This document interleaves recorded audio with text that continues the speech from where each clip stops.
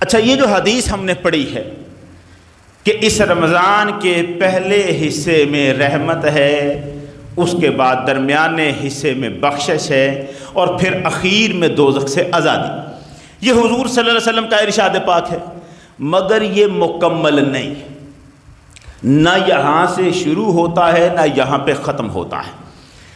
اصل میں حضور صلی اللہ علیہ وسلم نے ایک خطبہ دیا تھا، رمضان اگلے دن شروع ہونا تھا، شعبان کا آخری دن تھا، آخری دن پچھلے مہینے شعبان کا آخری دن تھا، کل رمضان شروع ہونا تھا، اور سرکار نے آج سارے صحابہ کو اکٹھا کر لیا، فرمایا ذرا اکٹھے ہو جاؤ، تمہیں بتانا چاہتا ہوں تم پر مہینہ کون سا رہا، یہ جس مہینے میں تم داخل ہو رہے ہو کتنی عظمت والا ہے، یہ بتانا چاہتا ہوں۔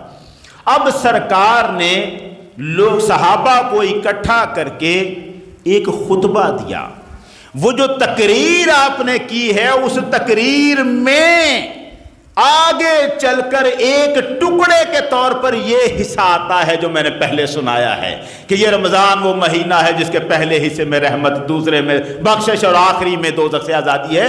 یہ اس خطبے کا ایک ٹکڑا ہے۔ خطبہ کیا ہے؟ وہ خطبہ ذرا سماعت فرمائیے تاکہ میں اپنی گفتگو کی بنیاد رکھ سکوں جدھر میں جانا چاہتا ہوں۔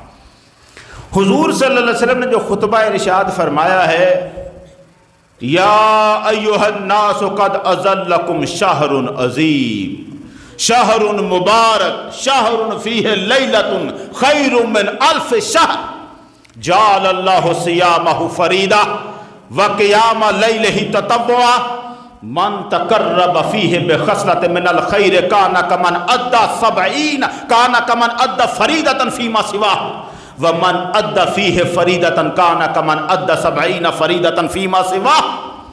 سرکار ارشاد فرماتے جا رہے ہیں، خطبہ ارشاد فرمایا، لوگو تم پر ایک بڑی عظمت والا مہینہ آ رہا ہے، قد اظلکم شہر عظیم، تم پر ایک بڑی عظمت والا مہینہ آ رہا ہے، شہر مبارک، بڑی برکتوں والا مہینہ آ رہا ہے، شہر فیہ لیلۃ خیر من الف شہر، وہ مہینہ آ رہا ہے جس میں وہ رات بھی آئے گی جو ہزاروں مہینوں سے بہتر، وہ رات بھی اس میں آئے گی۔ جعل اللہ صیامہ فریضہ، اللہ نے اس کے روزے رکھنا تم پر فرض کیا ہے، وقیام لیلہ تطوعا، اور اس کی راتوں میں قیام کو اللہ نے تمہارے لیے نفل بنا دیا ہے۔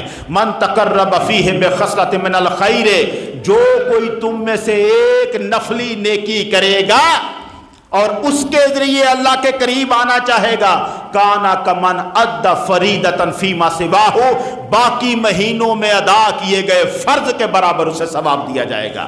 ومن ادى فیہ فریضۃ، اور جو کوئی اس میں فرض ادا کرے گا، کانا کمن ادى 70 فریضۃ فیما سواہ، وہ ایسے ہوگا جیسے باقی مہینوں میں اس نے 70 فرض ادا کر دیے، 70 فرضوں کے برابر اسے ثواب ملے گا۔ جو کوئی کرے گا، ہو وہ شہر صبر، یہ صبر کا مہینہ ہے، والصبر ثوابہ الجنہ، اور صبر کا ثواب جنت ہے، والشہر المواسات، یہ وہ لفظ ہے جن پر میں نے اپنی گفتگو کی آج بنیاد رکھنی ہے۔ شہر المواسات، یہ ہمدردی اور غمگساری کا مہینہ ہے، ہمدردی کا مہینہ ہے، غم گساری کا مہینہ ہے۔ وَشَهْرٌ يُزَادُ فِي رِزْقِ الْمُؤْمِنِ، یہ وہ مہینہ ہے جس میں مومن کا رزق بڑھا دیا جاتا ہے۔ پھر سرکار نے فرمایا، اچھا حضور خطبہ ارشاد فرما رہے ہیں، صحابہ بیٹھے سن رہے ہیں، توجہ رہے، یہ جمعے کا خطبہ نہیں تھا، حضور نے ویسے ہی صحابہ کو اکٹھا کیا تھا اور تقریر فرما رہے تھے۔ آپ تقریر فرماتے جا رہے ہیں اور صحابہ بڑے غور سے سن رہے ہیں، مگر جو اگلا جملہ ہے اس کے بعد صحابہ چپ نہیں رہ سکے۔ اگلا جملہ کیا ہے؟ جملہ ہم نے لاکھ مرتبہ سنا پڑھا ہوگا، مگر ذرا دیکھیں کہ یہ گفتگو چلتی آ رہی ہے، ابھی تک سارے خاموشی سے سن رہے ہیں۔ اگلا جملہ جب حضور نے فرمایا یہ ہمدردی اور غم گساری کا مہینہ ہے اور اس مہینے میں مومن کا رزق بڑھا دیا جاتا ہے، من فطر فیہ صائما کان لہ مغفرۃ لذنوبہ، اس مہینے میں جس نے کسی روزہ دار کا روزہ کھلوایا زندگی بھر کے سارے گناہ اس کے معاف کر دیے گئے. کس پر؟ روزہ کھلوایا نا, اس پر سارے گناہ معاف کر دیے گئے. وَإِتْقَ رَقَبَتِهِ مِنَ النَّارِ, اور دوزخ سے اس کی گردن کو آزاد کر دیا گیا. جس نے کسی کا روزہ کھلوایا. اب روزہ کھلوانے پر اتنی بڑی بشارت, پہ فقط روزہ کھلوایا اور جنت بھی مل گئی, بخشش بھی مل گئی, سارے گناہ معاف, جہنم بھی دور ہو گیا. بات بہت بڑی تھی, صحابی چپ نہیں رہ سکے. حضور خطبہ فرما رہے ہیں, صحابی اٹھ کے کھڑے ہو گئے. ایک صحابی نے عرض کیا یا رسول اللہ, کیونکہ بات بڑی تھی. اب سوچا کہ اگر روزہ کھلوانے پر زندگی بھر کے گناہوں کی بخشش ہے تو یہ روزہ بھی تو ٹکا کے کھلوانا پڑے گا نا. کوئی اچھا سا افطاری اچھی سی کروانی پڑے گی, ٹھیک ٹھاک کھانا پیش کرنا پڑے گا, اگلا رج کے کھائے, سکون سے کھائے, کلیجہ ٹھنڈا ہو, وہ راضی ہو, اور پھر کہے مولا اس نے میرا پیٹ بھرا ہے, تو بھی اسے جنت عطا کر. صحابہ نے سوچا یہ تو اس پر ہوگا معاملہ کہ ہمیں بڑا اچھا کھانا کسی کو کھلانا پڑے گا, پھر جا کے اتنا بڑا انعام بخشش کا, شفاعت, بشارت کا, یہ بہت بڑی بشارت ہے. صحابی نے پوچھا یا رسول اللہ لیسا کلنا یجد ما یفطر الصائم, حضور روزہ کھلوانے پر اتنی بڑی بشارت ہے, ہم میں سے ہر ایک کے پاس یہ طاقت نہیں ہوتی ہے ایسا روزہ کھلوائے. سوچ آئی نا کہ اچھا خاصا کھلانا پڑے گا, تبھی جا کے پتہ نہیں کتنے پیسے لگ جائے, بڑے بڑے غریب مسکین فقیر ہوتے ہیں. صحابی نے پوچھا یا رسول اللہ ساروں کے پاس تو اتنی طاقت نہیں ہوتی کہ وہ روزہ کھلوا سکیں, تو ہم تو پھر اس بشارت سے حضور محروم رہ گئے. سرکار دو عالم نے فرمایا ایسا نہیں ہے. یؤتی اللہ ھذا الثواب من فطر صائما علی مذقۃ لبن او تمرۃ او شربۃ من ماء, فرمایا اس کے لیے بڑی اچھی افطاری کی ضرورت نہیں, ایک گھونٹ دودھ میں تھوڑا سا پانی ملا کے بھی روزہ کھلوا دیا, ساری بشارتیں اس کے لیے مل جائیں گی. ایک گھونٹ دودھ کا اس میں پانی ملا کر بھی روزہ کھلوا دیا, اللہ یہی ثواب اس کو عطا کر دے گا. یہ بھی میسر نہ ہوا, ایک کھجور کسی کو کھلا کے روزہ کھلوا دیا, اللہ یہی ثواب اسے عطا کرے گا. یہ بھی میسر نہ ہوا, او شربۃ من ماء, اور جس نے پانی کے ایک گھونٹ سے بھی روزہ کھلوا دیا, مولا ساری زندگی کے گناہ معاف کر دے گا. نعرہ تکبیر, نعرہ رسالت, شان عظمت مصطفیٰ, شان مصطفیٰ, نعرہ حیدری, حیدری.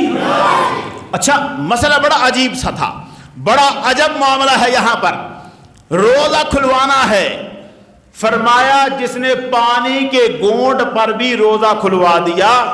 امام بہقی کی کتاب ہے شعب الایمان 3336 نمبر حدیث ہے جو میں آپ کو سنا رہا ہوں. اب کیا لکھتے ہیں, سرکار نے فرمایا یہ تو ہے بات روزہ کھلوانے کی, ایک گھونٹ سے روزہ کھلوا دیا, زندگی کے گناہ معاف ہو گئے. تم جس افطاری کے متعلق سوچ رہے ہو وہ تو ابھی بعد میں ہے.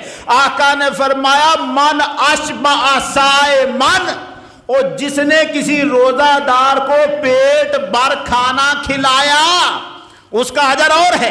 یہ تو اس کا ہے جس نے ایک گھونٹ پلا کے روزہ کھلوا دیا, جس نے پیٹ بھر کے کھلایا. من اشبع صائمن, جس نے کسی روزہ دار کو پیٹ بھر کے کھانا کھلایا. سقاہ اللہ من حوضی, اللہ اسے میرے حوض کوثر سے جام پلائے گا.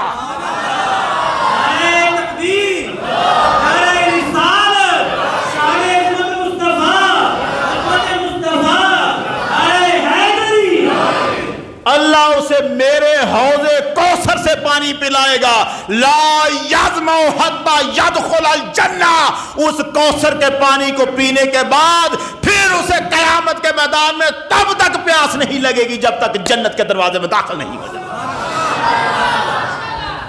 پھر پیاس نہیں ہے جس نے پیٹ بھر کے کھانا کھلایا, پیٹ بھر کے کھلایا, یہاں تک آ کے اب فرمایا لوگوں یہ وہ مہینہ ہے اولہ رحمت و اوسطہ مغفرت و آخرہ عتق من النار. فرمایا یہ مہینہ ہے جس کے شروع میں رحمت ہے، درمیان میں بخشش ہے اور اخیر میں دوزخ سے آزادی کے پروانے ہیں.